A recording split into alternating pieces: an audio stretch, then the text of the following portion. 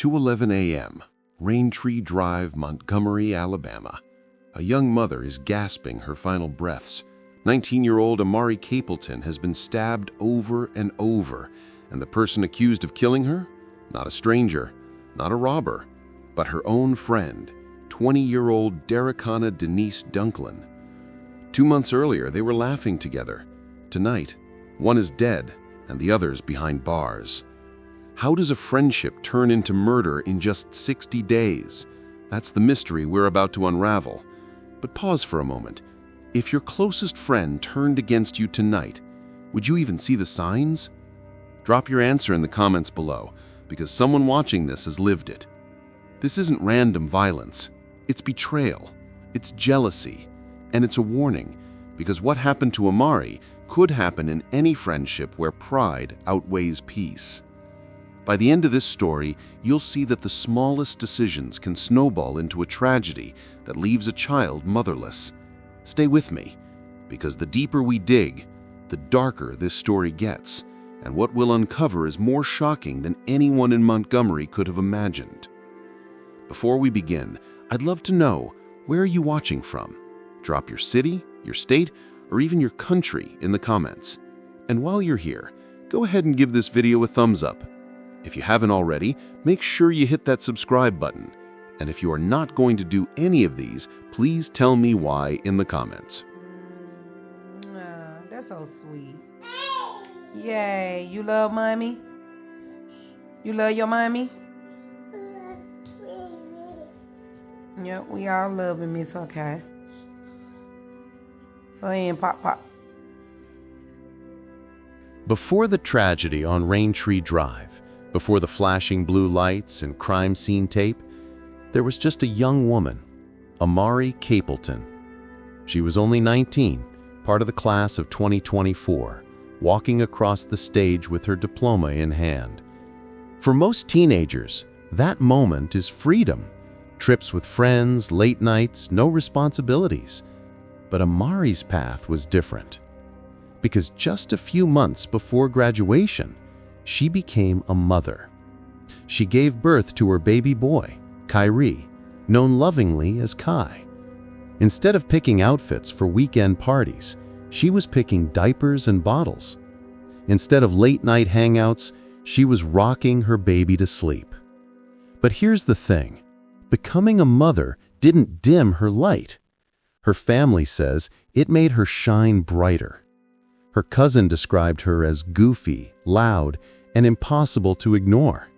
She was the kind of girl who could fill a quiet room with laughter for no reason at all. Now pause for a second. Imagine being 19 and already raising a child. Could you balance that responsibility, or would you feel like life was slipping away? Drop your thoughts in the comments, because for many of you watching, this could have been your story too. Amari wasn't perfect, but she was determined. Every decision she made revolved around Kai. That little boy wasn't just her son, he was her entire world.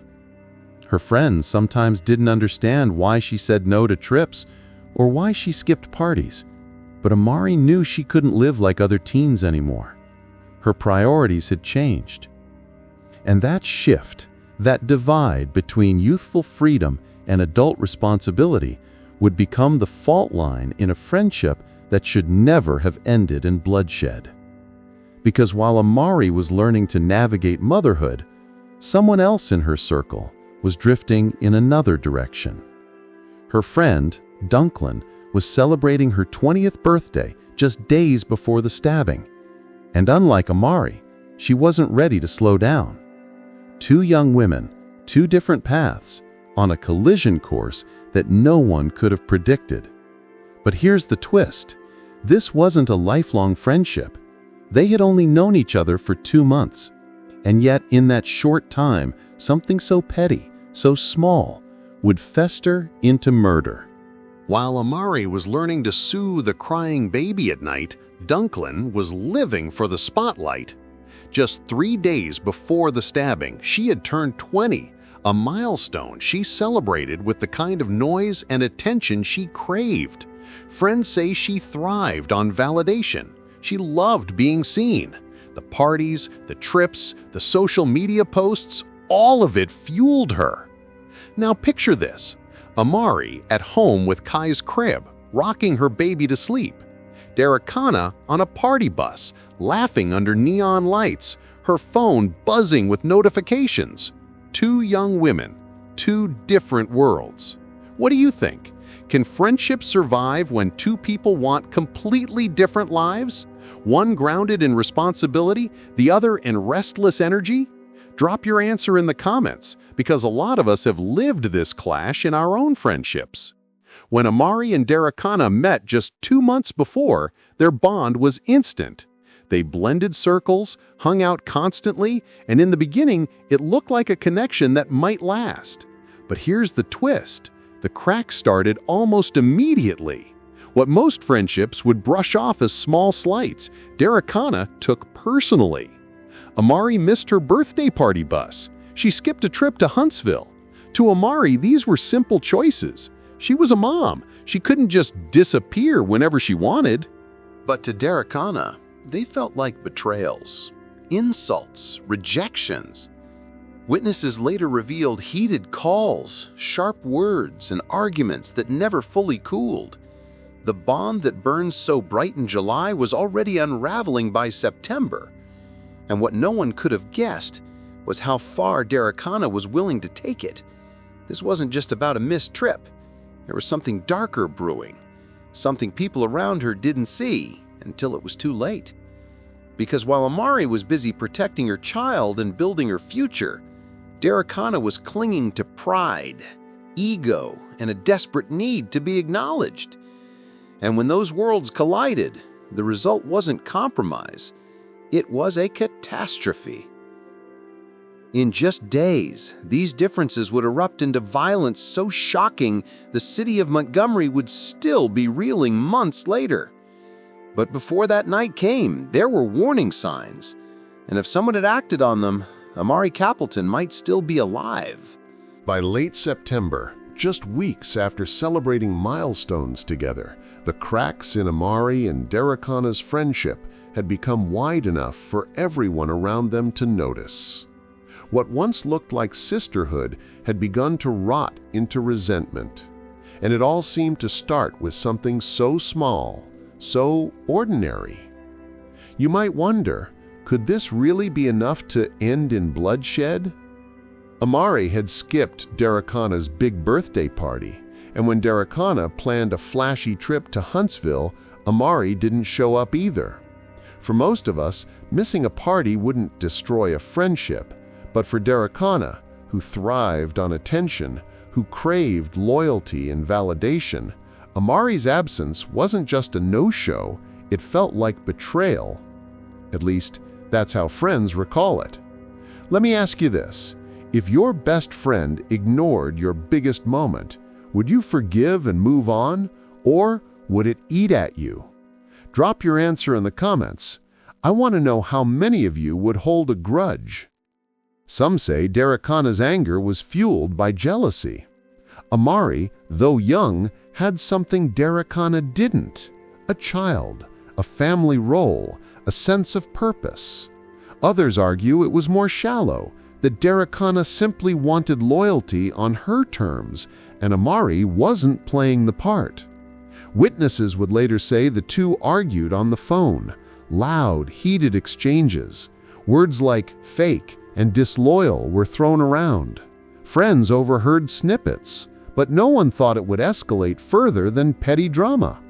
After all, don't all young friends argue? Don't we all say things in the heat of the moment that we later regret? But here's the haunting part. While Amari was focused on raising little Kyrie, changing diapers, juggling late-night feedings, Derrickanna was plotting her next move. And some believe she wasn't just venting, she was brewing. Think about this. Could skipping a single party and a road trip really ignite a fury so deep it would lead to murder? Or was there something darker already inside Derrickanna, just waiting for the right spark? And then came the night of September 21st. By 2 a.m. of that night, the street is silent, the kind of silence that only exists when the world is asleep. But headlights suddenly cut through the darkness. A car pulls up quietly, idling for a moment before the engine dies. A young woman steps out. She isn't smiling. She isn't laughing. Witnesses later say she moved fast, her steps fueled by rage. In her hand, a knife. Now pause for a second. Imagine this: someone you once called a friend, someone you've shared secrets with, late-night talks, rides around the city, is now walking toward your front door with a blade. What do you do? Run? Freeze? Fight back? Let me know in the comments, because Amari never got that choice. Inside the house, 19-year-old Ahmari Capleton was winding down the night, her baby Kyrie tucked safely away. Another woman was there too, a friend, unaware of the danger about to break in. The clock ticked, 2:08 a.m., 2:09, and then chaos. Derrickanna burst forward, the knife flashing in the dim light. The attack was brutal, fast, and deliberate. Amari was stabbed multiple times. Her screams pierced the night, waking neighbors, but by then it was too late. The other woman inside was slashed too, fighting to survive. She lived, but Amari would not. And here's where it gets messy. Some witnesses claim Derrickanna said nothing. Others insist she screamed accusations, words like "fake friend" as she plunged the knife. But even now, no one can agree on exactly what was said in those final seconds. Imagine her mother later receiving that call, told her daughter had been killed not by a stranger, not by an enemy in the shadows, but by the very person who once called her a sister. How do you process that? If you were that parent, what would you feel first? Grief or rage? But even as police arrived and the news spread, the story didn't add up. Rumors began to circulate. Was this really just about a missed party? Or was something else hiding beneath the surface? By sunrise, the news of Amari Capleton's death had already spread across Montgomery. For those who knew her, the shock was unbearable. For those who didn't, the story still cut deep. A 19-year-old mother stabbed to death, her baby boy left behind. In the hours that followed, whispers began circulating online. Some claimed this was no surprise attack at all, but a fight that Amari had agreed to. Family members quickly refuted this. Her cousin took to Facebook in raw anger, writing, "Stop spreading lies about my baby cousin. She didn't plan no fight. She was ambushed. She was taken from us." Imagine logging on to social media and seeing strangers speculate about your loved one, inventing stories when you're still reeling from the truth. Would you scream? Would you shut down? How would you cope? Drop your thoughts in the comments, because Amari's family, they had no choice but to keep fighting back against the rumors while planning her funeral. Soon, vigils were held. Candlelight lined the streets of Montgomery. Balloons rose into the night sky, carrying with them messages of love and grief. On TikTok and Facebook, tributes poured in. Friends posted videos of Amari laughing, being goofy, and smiling at little Kyrie. Even those who never met her felt the weight of her story. A life cut short, a child left without his mother. But perhaps the heaviest grief fell on Amari's mother. She had already lost her partner, Cedric, earlier that same year. Now, just months later, she was burying her only daughter.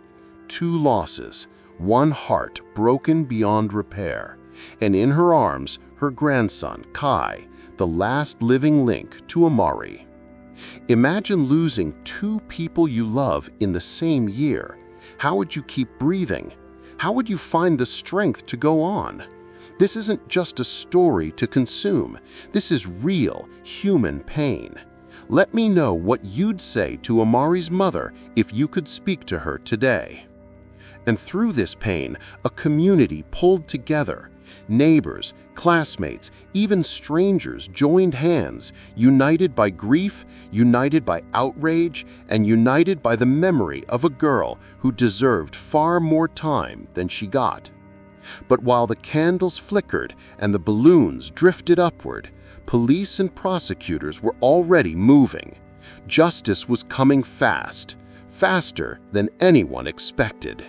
Within hours of the stabbing, Montgomery police had their suspect, Derrickanna Denice Dunklin, just 20 years old, and now accused of one of the most shocking crimes the city had seen in months. She was arrested and booked into Montgomery County Jail, charged with the murder of Ahmari Capleton and with injuring another young woman inside that home. Court filings paint a grim picture. Prosecutors say Derrickanna came armed, that she didn't stumble into violence, she prepared for it. The knife wasn't an accident, it was intentional.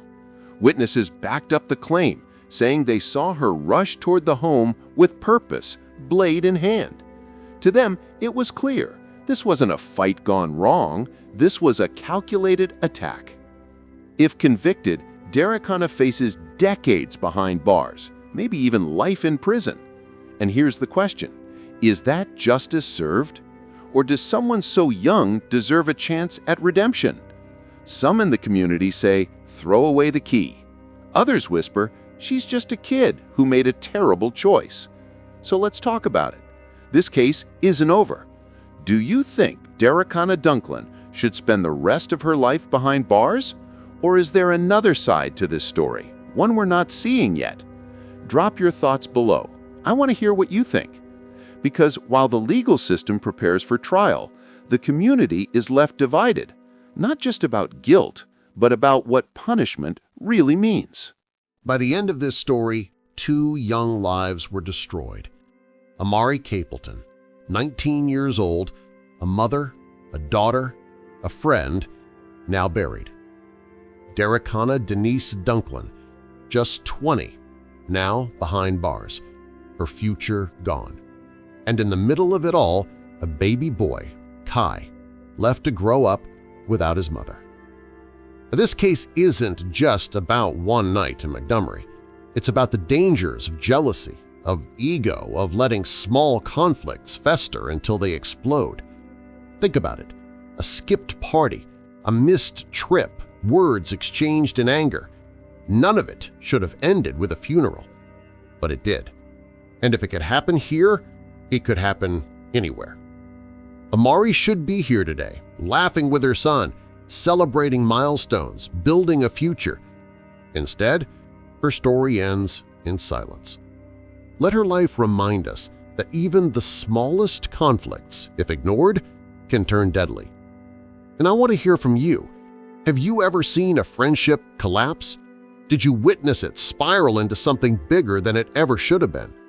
Share your story in the comments. Let's build a community where we talk, heal, and prevent tragedies like this from repeating.